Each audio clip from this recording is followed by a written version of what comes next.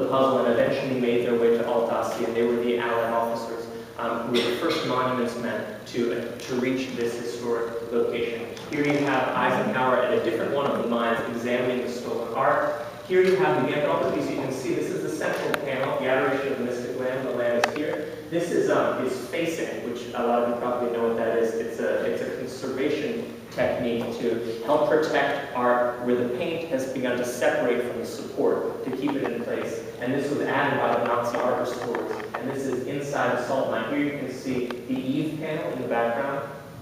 And this is a plane that was commissioned to fly the Ghent altarpiece back to Belgium. It was the very first work of art that the Allies sent back to its country of origin at the end of the war. There's a coda to the story before I finish. So during the Second World War, long after the case was considered closed and the Righteous Judges panel was considered lost, a conservator and Belgian surrealist painter called J.F. van der Becken began painting a copy of the Righteous Judges panel. And this that we see here, and the version that you see in color in any art history book, is officially van der Becken's copy, and it is excellent. He changed just a few things to make clear that this was his own. He added a ring to the finger of one of the riders. He put in a portrait of the Belgian King Leopold, where there wasn't one before. And he had one of the figures turned sideways, who before his face had been obscured by someone else's hat, but otherwise it looked identical. He said that he had found a 17th century cupboard that he painted on, but he was an interesting fellow. In fact, he was renowned for restoring works of art to such an extent that there was more of his painting than there was original painting. And restoration, which has been displaced by the term conservation, was very different. And really until after the Second World War, restorers or conservators would have a very heavy hand in repainting to try to make a work look as complete as possible. And they did little to document what they did to distinguish it from what the original artist did. Nowadays, you try to mitigate damage, make sure art doesn't deteriorate further, but the conservators are very careful not to trick the viewer into thinking that what they did is actually the original work, and they would rather leave something alone than do something that is deceptive. Not the case with J.F. van der Becken. In fact, there was an exhibit in Belgium not long ago about forgeries and using van der Becken's handiwork, because he seems to have been a forger as well as a conservator. And that would become a key point that I'll bring up just now. On the back of the copy, replacement copy of the Righteous Judges panel, is a very odd quatrain in Flemish. If I can get to it, let's see. Here we are. You can see it. And it says roughly, "I did it for love and for duty, and to avenge myself I borrowed from the dark side." And Mr. van der Becken refused to comment on this quatrain that he added. He never said anything about it. He said he didn't know anything more about the Righteous Judges death than anyone else had read the papers.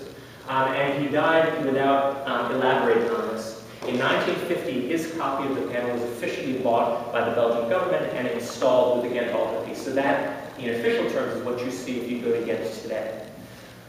Fast forward to 1974. A conservator called Jos Trotijn every year was charged with cleaning the Ghent altarpiece and making sure that it didn't deteriorate. And he had done this every year for decades. All of a sudden he shows up in 1974 and he does a double take, because it seems to him that within the last year, the Righteous Judges panel has aged by about 500 years. He seemed to think that he saw craquelure, which you probably know is the spider web of cracking on a paint surface that happens when the support expands and contracts in humidity. That matched all of the other panels, and that all of a sudden this looked like a 15th century panel, not one that had been painted even 30 years ago. He called another conservator, who was a colleague, who agreed, and they went to the bishopric, and the bishopric ran a series of tests, and they announced, unfortunately, this is the copy. The mixture of animal glue and plaster that Van Eyck uses is distinct from the one used here. The panel is 17th century, not 15th century.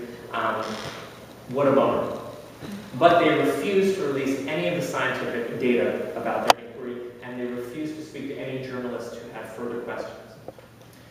What some people think is that von der Becken was somehow a party to the 1934 theft, that when ransom negotiations failed, he decided to return the stolen panel to the altarpiece in an odd and surreptitious manner. We're not sure why he chose this method, but the theory is that he painted over the original altarpiece in a very thin layer of paint that in 30 years of exposure to light had faded just enough that the underpainting, which was in fact the original painting, was seen through. That's the theory, and we don't know, this has not been proven, but that's what a great deal of people around Ghent think.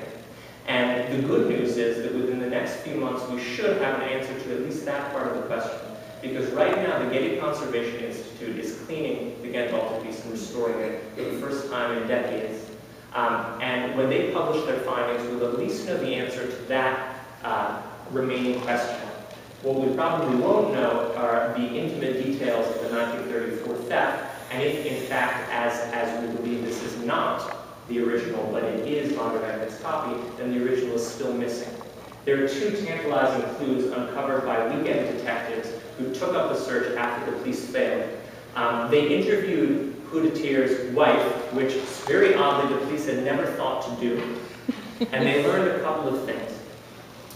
One is that Houdettier was absolutely obsessed with a series of novels by the French novelist Maurice Leblanc.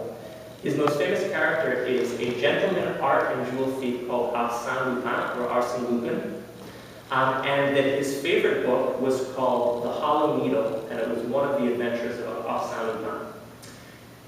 He seems to have modeled this crime exactly on this novel. And there are loads of connections between the plot of the novel and the way this crime is committed, and it seems clear that he was the mastermind, although he certainly would have had help, because he was a short, little, pudgy, fat guy who couldn't see very well in the dark, so it was probably not a good bet that he was able to carry a very hefty painting by himself and managed to not trip over the pews in a dark cathedral. But still, officially, he was considered the only one a party to the crime. So there's a very strange, extant mystery that still needs to be solved related to this. But I think I would like to stop here. This was a very brief overview of the 13 crimes in which the Ghent altarpiece was involved. I hope it's been interesting for you. I hope you can see where my argument comes from in calling this not only the most frequently stolen work of art, but a candidate for the most influential painting, and perhaps the most desired object in history. And I'd be very happy to answer any questions you have. Thank you for your time.